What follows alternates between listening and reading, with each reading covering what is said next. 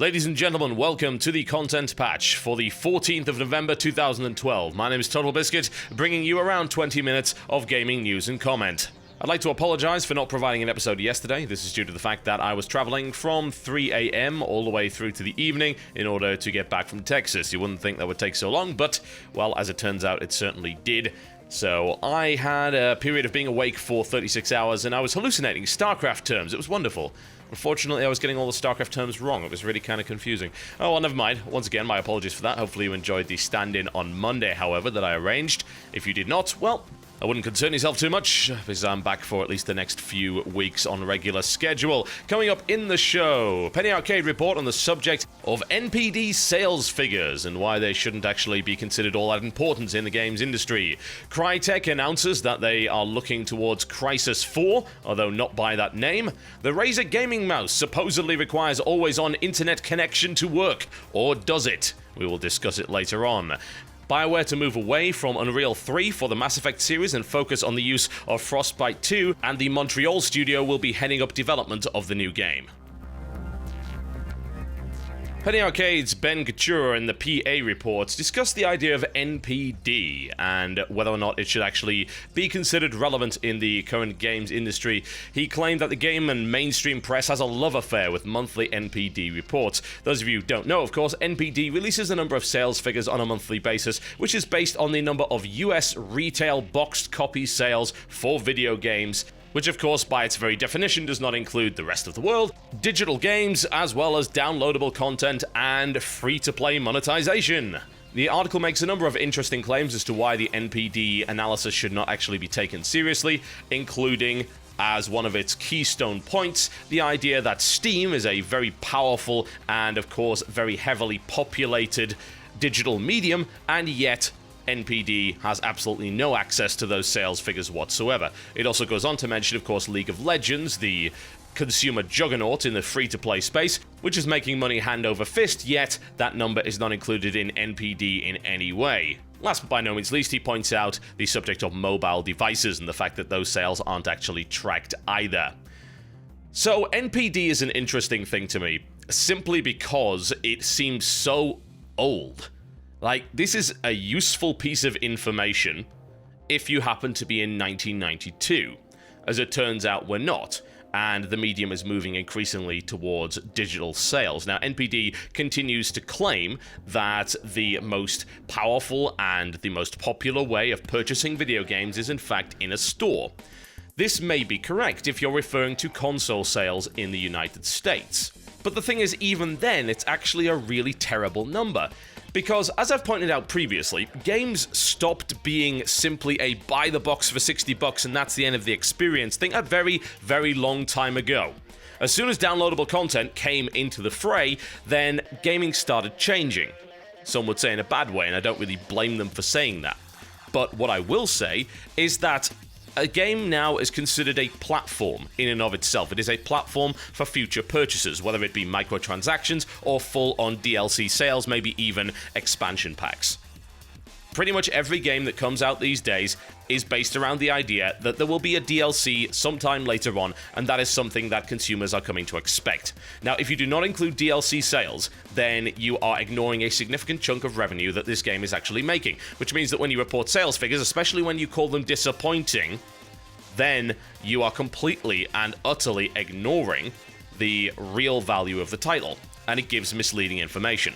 Now, I don't necessarily agree with the article on the subject of how important Steam actually is. As much as I would like to tout from the rooftops and scream to the high heavens about how wonderful PC gaming is and how great it is to be on PC, I would still be ignoring the rather large elephant in the room that says PC is still selling less than consoles.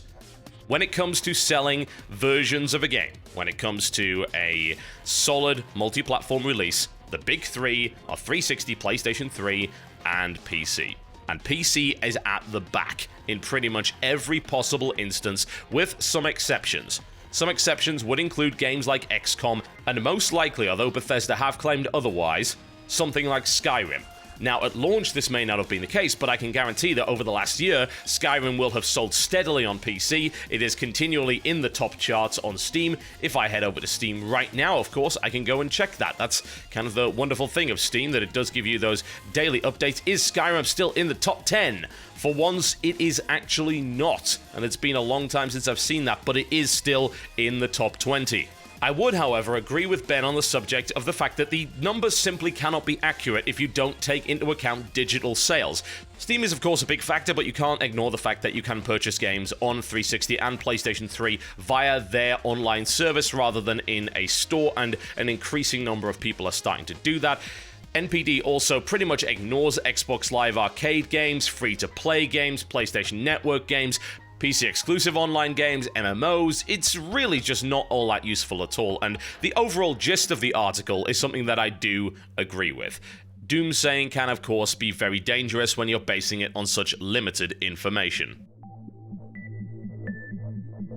German developer Crytek has confirmed that there will be another Crysis game after Crysis 3, however, they will not be calling it Crysis 4.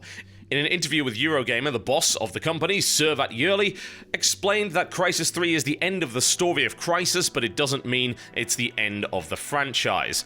They're looking towards another Crysis game, but they don't wish to call it Crysis at this stage, as it would be misleading, implying that the story would be a continuation of Crysis 3 when they're not actually sure if they want to do that yet. He made it clear that the storyline involving Prophet, Psycho, and Jester will be wrapped up with Crysis 3 in a, quote, dramatic way. He also revealed that at some point the series would be going free to play in some respect, although they aren't certain in what form as of yet.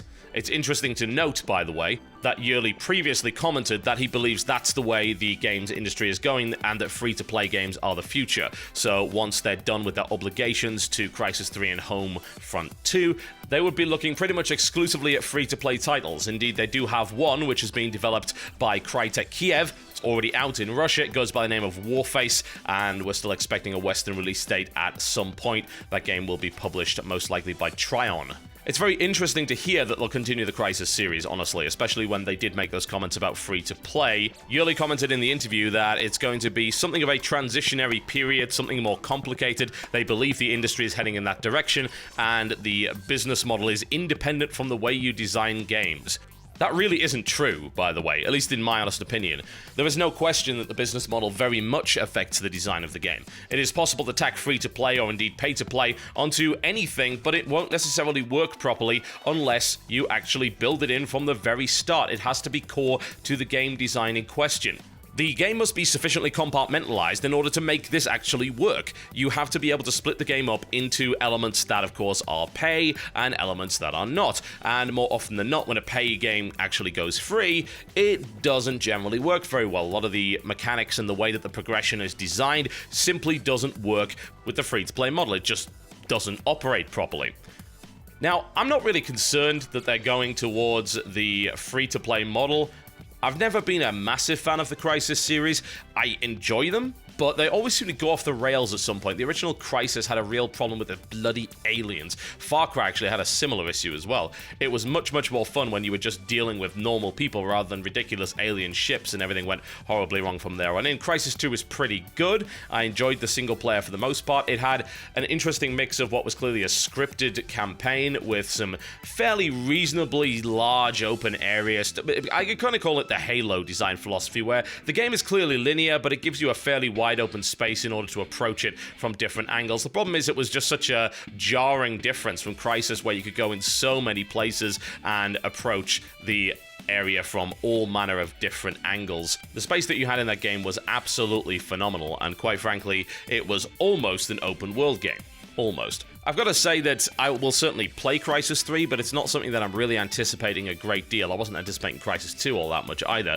It's a game that seemed to succeed on the basis of the really cool world that it created through exceptional graphical technology. Unfortunately, Crysis 2 really cut down on that a great deal, and I remember making that tech comparison video whereby they released this high-resolution texture patch, and it still looked worse than the original. Oh, consoles are a wonderful thing, right? Well, here's hoping that Crysis 4 doesn't come along until after the release of the next-gen machines, and then maybe, just maybe, we might actually see something as stunning as the original.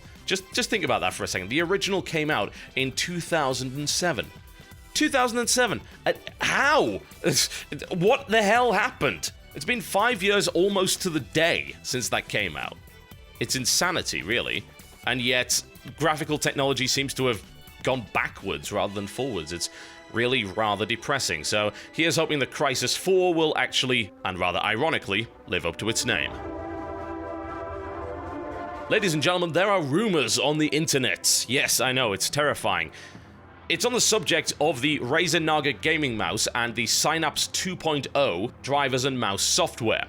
So this all started with a post on the overclock.net forums from a fellow by the name of Channel X99 that claimed that his Razer Naga gaming mouse came with special drivers that required an always-on internet connection. If you didn't have said internet connection, then the mouse would simply not work properly. It would work as a basic mouse without any of the side buttons and, of course, without any of the customizable DPI and all the other good stuff that really expensive mice are made for. The post had a couple of interesting claims, including Razer forces you to create an account with them before you can use the software with the mouse. You can't configure the mouse in any way until you make an account with them and activate your computer and account through the server. If they decide to take down their activation server, then you will not be able to use the software. If you live somewhere without access to internet, you will not be able to activate and use the software. If you work somewhere that has a network behind firewalls, chances are, even though you can download the software, the firewall may also block you from activating and using the software as well. The most controversial claim after all that is not only that, as I suspected, the Synapse 2.0 software is spying on you. That being the claim of the poster. Now, this post spread like absolute wildfire everywhere. Of course, it ended up on Reddit very, very rapidly indeed, with posters quick to decry how ridiculous it was to add DRM to a mouse. Nobody pirates a mouse. It's just not possible to do. And yes, I would agree that if it was only that, then it would be ridiculous. But it seems there might be a little bit more to this story. The whole thing still isn't clear. I should point this out. This whole thing went down a few days ago. There was some investigation done. There doesn't actually appear to be a complete consensus on what this thing actually does. Here is, however, what I do know, checking multiple sources. You can run this thing in offline mode once you have activated it once. At that point, you switch the software to offline, and you should never really have to worry about it too much ever again. The purpose of the software is, in fact, to store your settings in a cloud. Razer have claimed that the amount of settings that are currently involved in modern high-end gaming mice are becoming too large to actually store on the onboard mouse memory. I have a SteelSeries Xi, for instance. It has onboard memory and multiple profiles. I also have a Logitech G9X, which seems to do exactly the same thing. They have these very, very small storage devices, microchips on there, to provide you with access to your preferred settings regardless of which computer you use it on, which is really fairly important.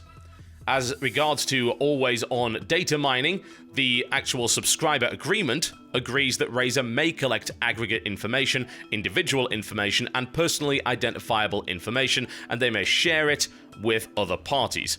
Razer shall not share personally identifiable information with other parties, except as described in the policy below. And of course, the policy below is about 5,000 pages long. I also know that Razer has issued a statement, and it says, on the subject of privacy concerns, as far as data collection goes, we only require users to provide a name and email address so that we're able to associate settings with each user. With our privacy policy, this is standard boilerplate written by our legal team. Most, if not every, software provider, including, of course, Valve, includes very similar language in their terms of service. They have also gone on to say that it is not DRM. I don't really know why any of us would actually call it DRM. The whole notion is absurd. You can't use the software without a Razer mouse anyway.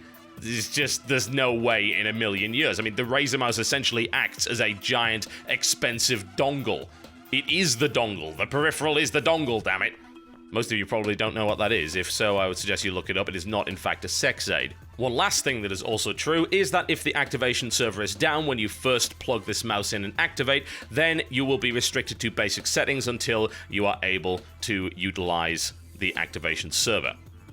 Now, honestly, I think the original post was just a little bit scaremongery. It was the post is actually rather silly when you think about it. Well, if you don't have an internet connection, you won't be able to use this thing. Well, Honestly, you're using a high-end gaming mouse. There's really only one reason to do that. Chances are you have an internet connection. Since the software is not in fact always on, losing your internet connection is not actually a concern, as long as, of course, you have the software in offline mode. If you have it in online mode, where it can sync your cloud settings and things like that, then it seems like it may pester you every now and again with popovers and all sorts of nonsense like that. It seems to me there's just a bad piece of software. The intentions were fairly good, but they didn't quite do it properly. This seems like something that could very easily be fixed as well. And one last thing I would say is that there is no way in a million years that you should require the initial activation. I really don't care about cloud settings. This is optional. This is something that most people don't actually need. This is a minority feature.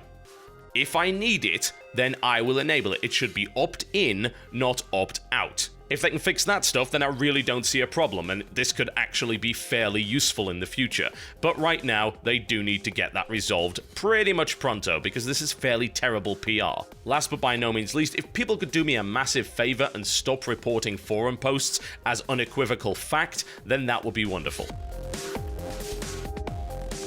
BioWare has announced that their next Mass Effect title will be using the Frostbite 2 engine as opposed to the Unreal 3 engine that was running all of the previous titles. This follows on from the announcement that Dragon Age 3 will also be using the Frostbite 2 engine as opposed to the internally developed Eclipse/Lycium engine, which has powered the last two games. Patrick Soderlund from EA Games indicated that this would be very helpful. He says, "We want to transfer resources between studios, and if they have the same knowledge on the tech base, it's going to be a hell of a lot easier for us to do that efficiently and for them to get help or for them to give help." EA claims that they do not in fact require their studios to use the Frostbite 2 engine, which is now property of EA. They are allowed to use internal engines or indeed whichever engines they deem necessary in order to create their title. That's something that the studio determines, not the publisher. The choice of engine to me really isn't all that important, and it's not something that I really want to comment on, especially bearing in mind that we've played some good games on that engine, including of course the Battlefield games, and some not so good games, including Medal of Honor Warfighter. Whoop-a-dee-doo. It doesn't seem like the choice of engine really seems to affect the quality of the game all that much. But there was one other announcement alongside that did make this rather interesting. It's that the Montreal office for BioWare, as opposed to the Edmonton branch that were responsible for Mass Effect 1 through 3, will be heading up the next Mass Effect game. Now, if you want to know what they've worked on in the past related to Mass Effect, well, cinematics, DLC, and multiplayer content. Executive producer Casey Hudson will remain on the project and will continue to be the executive producer for this particular game. I don't know how I really feel about that, honestly. I am not the kind of person that believes BioWare can do no wrong anymore, and in fact, I hope that there aren't all that many people like that now. It's hard to comment on the actual gameplay of Mass Effect 3 because I did not play it. I boycotted that game, I played the beta, I didn't touch the full thing. But from all accounts, it seems like some of the directions that they went in were a little bit suspect, as of course were, in my opinion, the idea of an increased focus on multiplayer as well as certain business decisions that I didn't really like. Yes, I think you know the ones that I'm talking about there. That said, BioWare Montreal doesn't exactly have a stellar track record with that series. The DLC for Mass Effect 1 and 2 was a little bit suspect. Bring Down the Sky was pretty good, but Pinnacle Station was a complete waste of everyone's time and money. Only about half of the Mass Effect 2 DLC was any good, although Lair of the Shadow Broker was of course absolutely phenomenal, so if it ends up being more like Lair of the Shadow Broker and less like, say, Arrival, then that would be rather wonderful. Also, one last thing, if you don't mind, because this sounds absolutely dreadful and has no place in a single-player RPG at all, associating the quality of the ending with how much multiplayer you've played is dumb. Please, for the love of everything, stop doing that. I have read so much about Mass Effect 3, and it's mostly because I refuse to buy and play it. So I probably know more about Mass Effect 3 than the most of the people that have actually played the damn thing. I've read the entire plot through, I've read all the spoilers, FAQs, because I was just generally interested to see how one of my favorite series concluded since I refused to play it. And what I discovered was the war assets mechanic was just dumb, incredibly stupid. It seemed to affect the ending, and yet not in a really satisfying way. You acquired all this great stuff, and yet none of it was included in the ending at all. You were basically left with a huge list of stuff with a little bit of lore sprinkled in, and yet nothing happened in the final encounter. I've watched all the cutscenes for the game as well, because hey, YouTube's great for that, and I don't notice any of these war assets coming into play at all. It seems absolutely absurd. And then to tie them, of course, to multiplayer success, making multiplayer by far the easiest and most effective way of getting the so-called perfect ending, if you could even call it that, considering how terrible the endings were, was the final nail in the coffin for me. So I am actually fairly excited that a new team is getting on board and getting to work on this title. BioWare perhaps got a little bit too set in their ways, and it's always nice to see a fresh look at a rather venerable series. What the hell they're going to do with it, since it's that awkward game outside of the trilogy, well, that is a different matter entirely, so we'll see where that goes. Okay, folks, that about wraps it up for today's content patch. Thank you very much for watching, and I'll see you next time.